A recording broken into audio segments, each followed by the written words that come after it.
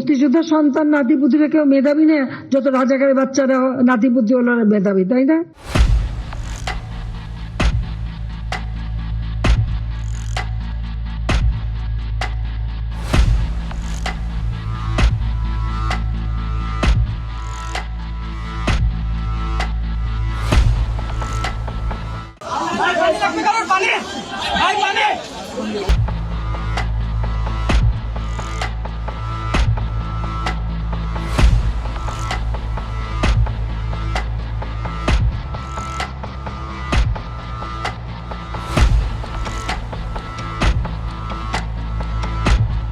আগামীকাল 5ই অগস্ট সারা দেশের মুক্তিকামী জনতাকে ঢাকার উদ্দেশ্যে রওনা হওয়ার জন্য আমরা আহ্বান জানাচ্ছি।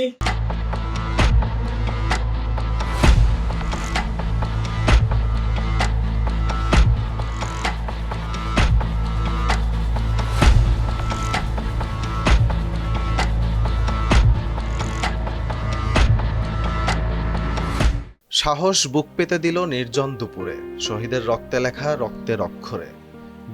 দীর্ঘতর আরো দীর্ঘ হয়ে উঠল জুলাই। 2024 সালের 5 আগস্ট শেখ হাসিনার টানা 1.5 দশকের ফ্যাসিবাদী শাসনের পতন ঘটেছিল ছাত্র জনতার এক অভূতপূর্ব রক্তাক্ত গণ অভ্যুত্থানের মধ্য দিয়ে।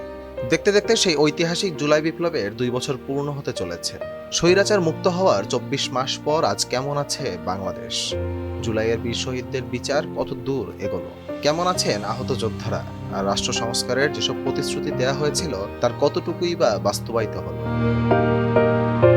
বাংলাদেশের সাবেক অন্তর্বর্তী সরকারের দেয়া প্রাপ্ত তথ্য অনুযায়ী জুলাই আগস্ট গণ অভ্যুত্থানে আন্দোলনে শহীদ হয়েছেন 844 জনেরও বেশি মানুষ এবং গুরুতর আহত হয়েছেন 15 থেকে 20 হাজার জন যোদ্ধা। আন্দোলনকারীদের ত্যাগের স্বীকৃতি দিতে সরকারের পক্ষ থেকে তাদেরকে জুলাই শহীদ ও জুলাই যোদ্ধা হিসেবে অভিহিত করা হয়েছে। পাশাপাশি জুলাই অধ্যাদেশ 2026 জারি করে আন্দোলনকারীদের আইনি সুরক্ষা প্রদানের পাশাপাশি নিহত ও আহতদের কল্যাণ ও পুনর্বাসনের স্থায়ী আইনি কাঠামো তৈরি করা হয়েছে। তবে রাষ্ট্রীয় স্বীকৃতি ও সহায়তা পেলেও 2 বছর পর এসে শহীদ পরিবারগুলোর ক্ষোভ ও আকুতি যেন কমেনি। সিসিটিভির ফুটেজ এবং প্রত্যক্ষ প্রমাণ থাকার পরও আন্তর্জাতিক অপরাধ ট্রাইব্যুনাল ও বিশেষ আদালতগুলোতে মূল আসামিদের বিচার প্রক্রিয়া দৃশ্যমান হতে বিলম্ব হওয়ায় আক্ষেপ প্রকাশ করেছেন স্বজনরা।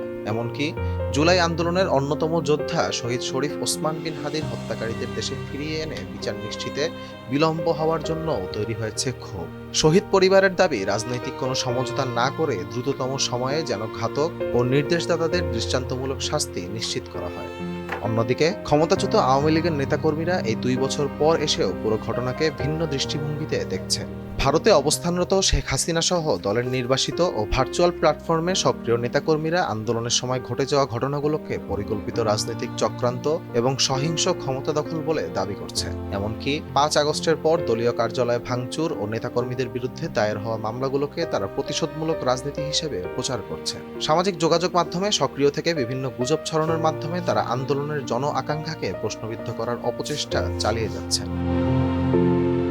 জুলাই গণ অভ্যুত্থানের 2 বছর পার হলেও রাষ্ট্রীয় সংস্কার, বিচার প্রক্রিয়া, জবাবদিহিতা ও জুলাই সনদের পূর্ণ বাস্তবায়ন নিয়ে সরকার ও বিরোধী জোটের রাজনৈতিক অসন্তোষ কাটেনি। সংবিধান ও প্রাতিষ্ঠানিক সংস্কারের ক্ষেত্রে বিরোধী দলগুলোকে বাদ দিয়ে একতরফাভাবে সরকারি দলের বিশেষ সংসদীয় কমিটি গঠন, গণভোট মেনে জুলাই সনদ কার্যকর না করে কেবল মৌখিক প্রতিশ্রুতির প্রদান, জবাবদিহিতা ও বৈষম্যহীন সমাজ গঠনে ঐকমত্যের অভাব, জুলাই হত্যাকাণ্ডে জড়িতদের বিচার প্রক্রিয়া ও ট্রাইব্যুনালের রায়ে শহীদ পরিবার ও আহত যোদ্ধাদের অসন্তোষ এবং আন্দোলনে জড়িতদের ওপর সরকারি দলের দমন-পীড়ন, এসব বিষয়ে রাজনৈতিক অঙ্গনে নতুন উত্তাপ তৈরি করছে। জুলাই গণ অভ্যুত্থানের মাত্র 2 বছরের মাথায় আন্দোলনের পক্ষের শক্তিগুলো এখন বহু ভাগে বিভক্ত। বিএনপি, জামাত ইসলামী ও জাতীয় নাগরিক পার্টি, এই 3টি দল এখন 3 দিকে অবস্থান নিয়েছে। বিএনপি নিজেদের মতো করে সরকার পরিচালনা ও জুলাই সনদ বাস্তবায়ন করার কথা বললেও দলটির সাথে জামাত ও এনসিপির দূরত্ব স্পষ্ট। এমনকি সম্প্রতি বিএনপির সাথে এনসিপির নেতাকর্মীদের সংঘর্ষের ঘটনাও দৃশ্যমান হচ্ছে। অন্যদিকে সংবিধান সংশোধন ও সংস্কার ইস্যুতে বিএনপির সাথে জামাতের বনিবনা হচ্ছে না। নির্বাচনে জয়লাভের পর বিএনপি গঠিত সরকার জুলাই সনদের নীতি বাস্তবায়নে তাদের নিজস্ব নির্বাচনী ইশতেহার ও 31 দফার রূপরেখাকে মূল নির্দেশিকা হিসেবে প্রাধান্য দিচ্ছে। ব্ল্যাভাতনিক স্কুল অফ গভর্নমেন্টের এক বিশ্লেষণমূলক প্রতিবেদনে উল্লেখ করা হয়েছে, গণভোটে জুলাই সনদের সাধারণ রূপরেখা সমর্থিত হলেও বাস্তবায়নের ক্ষেত্রে বিএনপির নিজস্ব ইশতেহারের সঙ্গে সনদের বেশ কিছু ধারার নীতিগত পার্থক্য স্পষ্ট হয়ে উঠেছে। তবে থেমে নেই যুব সমাজ। 2026 সালের এই আগস্টে এসে দেশের বিশ্ববিদ্যালয়গুলো থেকে শুরু করে জাতীয় পর্যায়ে আয়োজিত হচ্ছে স্মারক সম্মেলন ও জুলাই রেভলিউশন আন্তর্জাতিক কনফারেন্স। তারা মনে করিয়ে দিচ্ছে জুলাই বিপ্লব কোনো অতীত ইতিহাস নয়, বরং বৈষম্যহীন নতুন বাংলাদেশ গড়ার একটি চলমান লড়াই। রক্তের সাগরে অর্জিত আন্দোলনের 2 বছর পর বিচার ও সংস্কারের চাকা ঘুরতে শুরু করেছে ঠিকই, তবে সাধারণ মানুষের প্রত্যাশার শতভাগ পূরণ হওয়া এখনো বাকি। তরুণদের সেই স্পিরিট আর জুলাইয়ের মূলনীতিকে অক্ষুণ্ণ রেখে বাংলাদেশ কি পারবে বৈষম্যহীন গন্তব্যে পৌঁছাতে, সেটি এখন দেখার বিষয়। আহমদ জামিল হক, নয়া দিগন্ত।